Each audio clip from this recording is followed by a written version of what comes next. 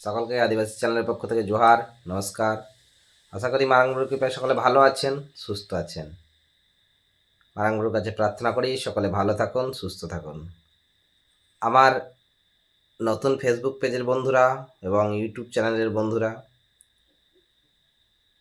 সকলকে আমি একটা কথাই বলি যে চ্যানেলটাকে আরও বেশি করে শেয়ার করুন, লাইক করুন, কমেন্ট করুন। তার কারণ আমি যাতে আপনাদের সামনে নিত্য নতুন কোনো ভিডিও আপলোড করতে পারি, সেই যে রাস্তা সেটা কিন্তু আপনাদেরকে তৈরি করে দিতে হবে। যদি আমার দ্বারাই কারোর একজনের উপকার হয়, সেটা আপনাদের জন্যই হবে। আমি চেষ্টা করি আপনাদের মনের মতো ভিডিও আপলোড করার।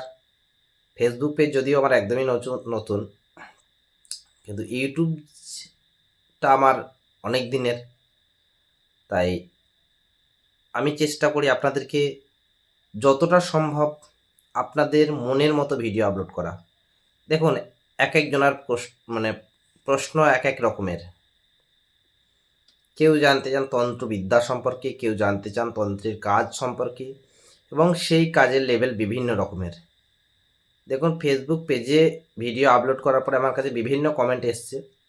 তো তার মধ্যে যারা খারাপ, আমি তো ইউটিউবে বলেই রেখেছি যে কোনো অসৎ উদ্দেশ্য নিয়ে আমার কাছে আসবেন না। যদি কারো সৎ উদ্দেশ্য থাকে, ভালো কাজ হয়, তাহলে অতি অবশ্যই আসবেন, আমি করে দেবো। কিন্তু অসৎ কাজ নিয়ে আমার কাছে কিন্তু আসবেন না, এটা আমি সকলকে রিকোয়েস্ট করছি। আর ফোন করার টাইম সকাল 11টা থেকে দুপুর 4টে অবধি করতে পারেন, 5টা অবধি করতে পারেন, কিন্তু তারপর আর নাই।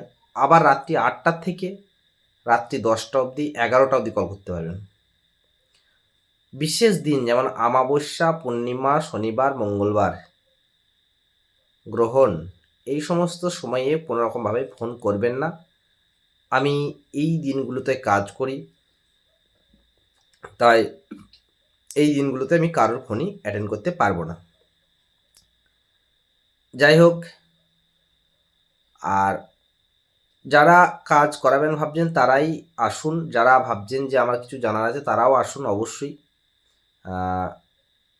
দেখুন, আমরা তো সবসময় কাজের মধ্যে থাকি, হয়তো ব্যস্ত থাকি, কিন্তু যদি নাও কলে পান আমি কল ব্যাক ঠিক করে নেব। যাই হোক, আজকের যে বিষয়বস্তু, আমি দেখলাম ফেসবুক পেজে আমার বহু সিনিয়র আমাকে বিভিন্ন রকমের কমেন্ট করেছেন, খুব ভালো কমেন্ট। দেখুন, আমার তো শেখার বয়স আর আমার তন্ত্রবিদ্যাটা সম্পূর্ণ আলাদা। আলাদা বলতে কি, আমি আদিবাসী মতে বিদ্যা যেহেতু দীক্ষা নিয়েছি এবং সেই মতেই কাজ করি, তো একটু আলাদা লাগবে হয়তো। যাই হোক, আজকের যে মূল বিষয়বস্তু সেটা হচ্ছে গিয়ে বশীকরণ।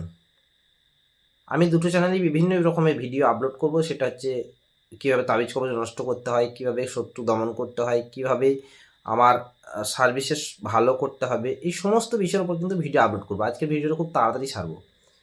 তো আজকের যে মূল বিষয়বস্তু সেটা হচ্ছে বশীকরণ। এই বশীকরণটা এর আগে ইউটিউব জগতে কেউ আপলোড করেছে কিনা জানি না। আমাদের যে বশীকরণ আদিবাসী ক্রিয়াগুলো দেখবেন যে মূলত একজন সাধকের, আমি সেদিন শুনছিলাম, একটা কথা বলিনি, একজন সাধকের কাছ থেকে আমি শুনছিলাম যে গুরুজি আপনি 1.5 ফুটিয়া সম্পর্কে কিছু বলুন। তো উনি বললেন আমি বিষয়টা সম্পর্কে কোনো কিছু বলতে চাই না। আবার অনেকে 1.5 ফুটিয়া সম্পর্কে আলোচনা করেছেন। অনেকে আমাদের আদিবাসী সমাজের যে সমস্ত শক্তি দিয়ে কাজ করা হয় সেগুলো এক একজনে এক এক রকমভাবে আলোচনা করেছেন। যেহেতু আমি এই সমাজের মানুষ এবং এই সমাজ বিদ্যায় দীক্ষিত, তাই আমি আমাদের যে কাজকর্ম সেগুলো দেখবেন বেশিরভাগ সময় গাছ-গাছড়া দিয়ে হয়। আমি গাছ-গাছড়া সম্পর্কে বিভিন্ন ভিডিও দেবো। গাছ দিয়ে প্রচুর কঠিন শক্তিশালী বশীকরণ করা হয়। আমি একজন ভালো ওস্তাদের কাছ থেকে শিখে শুনেছিলাম যে, "বাবা, তোমাদের বিদ্যায় একটা বাস্তু বন্ধন দেওয়া হয়, সেটা হচ্ছে কি মুরগি দিয়ে। তো সেই বন্ধনকেও কাটা কিন্তু অসম্ভব ব্যাপার।" উনি নিজেও বড় মাপের ওস্তাদ। বলছে, "আমিও বহু চেষ্টা করেছি কিন্তু কাটতে পারিনি।" আজকের যে মূল বশীকরণ বিদ্যা, সেটাও কিন্তু মুরগি বা হর্তে, সিম, মানে আদিবাসী ভাষায় সিম, হর্তে। তো আজকের যে মূল বিষয়বস্তু সেটা হচ্ছে বশীকরণ এবং মুরগি দিয়ে কীভাবে বশীকরণ করা যায়। মুরগি দিয়ে বিভিন্ন রকমভাবে কাজ করা যায়। একটা মানুষকে বান মারলে সেই মানুষটাকে পুনরায় আবার জীবিত মানে প্রাণ ফেরানোর জন্যে, তার উপর থেকে বানের ক্রিয়া নষ্ট করার জন্য তখন আমরা মুরগি দিয়ে কাজ করে থাকি। আমরা জানি যে কাঁঠাল পাতা প্রথমে নেবেন, কাঁঠাল পাতা, কুমকুম, একটু সরিষার তেল আর ডালিম গাছের কলম কাটবেন, ডালিম গাছের কলম, কুমকুম, সরিষার তেল মিক্স করবেন এবং যে প্রথমে 3টে দাগ পরপর লম্বা করে টেনে নেবেন। প্রথমে মাথাতে 3টে দাগ টেনে নেবেন। এই 3টে দাগ কী আছে না আছে জানার দরকার নেই, মানে এরকম 3টে আঙুল যেমন থাকে পরপর 3টে দাগ এরকম করে ডালিম গাছের কলম দিয়ে টেনে নেবেন। তারপরে নিচেতে যে ব্যক্তিকে বশীকরণ করতে চাইছেন তার নাম লিখবেন, প্লাস দিয়ে নিচে আপনার নাম লিখবেন, ব্যাস। 3টে কাঁঠাল পাতাতে এরকমভাবে লিখবেন। লেখার পরে ওই পাতাগুলো রোদ্দুরে শুকিয়ে নেবেন। কুমকুম, সরিষার তেল এবং ডালিম গাছের কলম দিয়ে লিখবেন এবং ওই পাতাগুলো রোদ্দুরে শুকিয়ে নেবেন।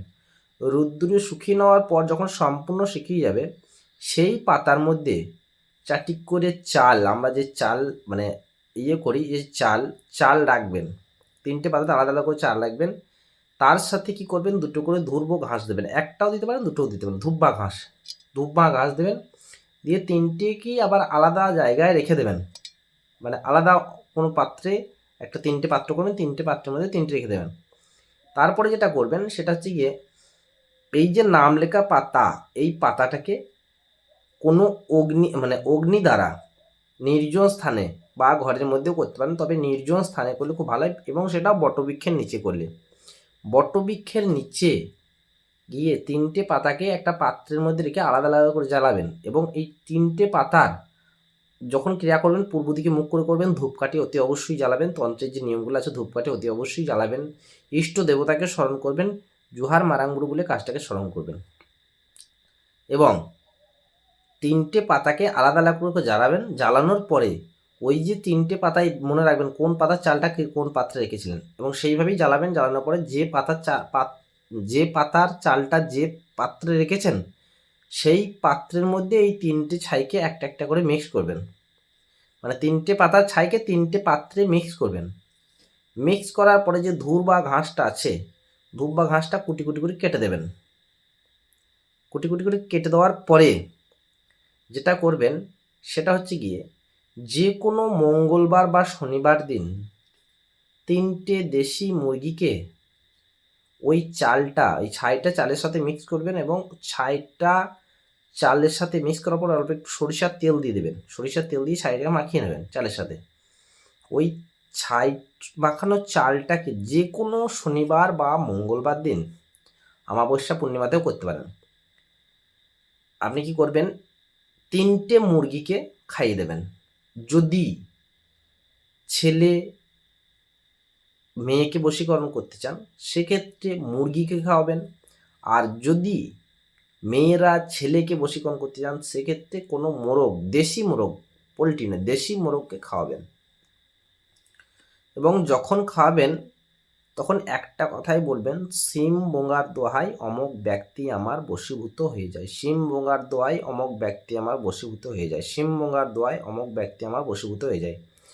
3টে পাত্রের চাল আলাদা আলাদা নিয়ে যাবেন, 3টে মুরগিকে খাওয়াবেন এবং তাদেরকে ছেড়ে দেবেন। যখন খাওয়াবেন প্রত্যেকটা মুরগির কাছে কানে কানে গিয়ে, মানে মুরগিটাকে ধরে খাওয়াবেন, মানে মুরগি তো আর এমনি দিলে খাবে না, মুরগিটাকে ধরে খাবেন। ধরে খাওয়ানোর পর কানে কানে গিয়ে বলবেন এবং মুরগিটাকে ছেড়ে দেবেন। ওই মুরগিটা যত চলাফেরা করবে, যে ব্যক্তিকে আপনি বশীভূত করার চেষ্টা করছেন সেও কিন্তু কঠিনভাবে আপনার প্রতি আকৃষ্ট হবে এবং বশীভূত হবে। কমসে কম ওই মুরগিটার মৃত্যু না হওয়া পর্যন্ত, এটা এমন একটা কঠিন বশীকরণ যে মুরগিটার মৃত্যু না হওয়া পর্যন্ত কিন্তু এই বশীকরণ ক্রিয়া কাটান করা খুব কষ্ট আছে। এগুলো কাটার রাস্তা আমি এখন বলে দেবো না বা আমি বলবো না। যাই হোক, পরবর্তী দেখা হচ্ছে নতুন কোনো ভিডিওতে। অনেকটা রাত হয়ে গেছে তার জন্য কথা খুব আস্তে আস্তে বলছি, নাহলে আমি একটু জোরেই কথা বলি। অনেক রাত্রে ভিডিও বানাচ্ছি কারণ সময় নেই। কালকে অমাবস্যা গেছে, প্রচণ্ড চাপের মধ্যে কাজ করেছি, তো গ্রহণ ছিল, এখন নবরাত্রি চলছে, তো কাজের শেষ নেই, সেই জন্য সময় নেই। তাও আপনাদের জন্য নতুন ভিডিও নিয়ে আসলাম। সকলে ভালো থাকুন, সুস্থ থাকুন। আবার দেখা হচ্ছে নতুন কোনো ভিডিওতে। আবার একবার জোহার মারাঙ্গুরু বলে এখানেই আজকের ভিডিওটা শেষ করছি।